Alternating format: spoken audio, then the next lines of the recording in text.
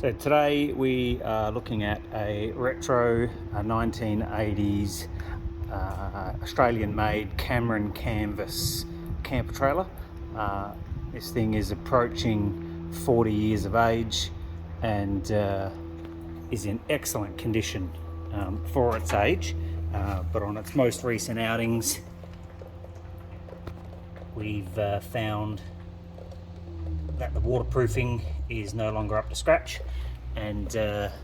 going to give it another treatment today. So what we're going to do is give the canvas a good clean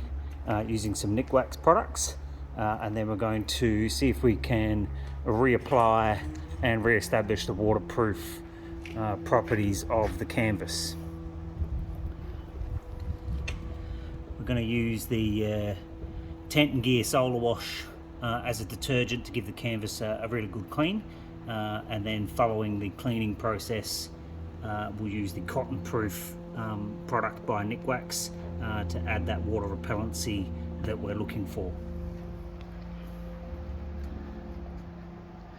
So what we've done here is we've just given the canvas a good scrub with some mild detergent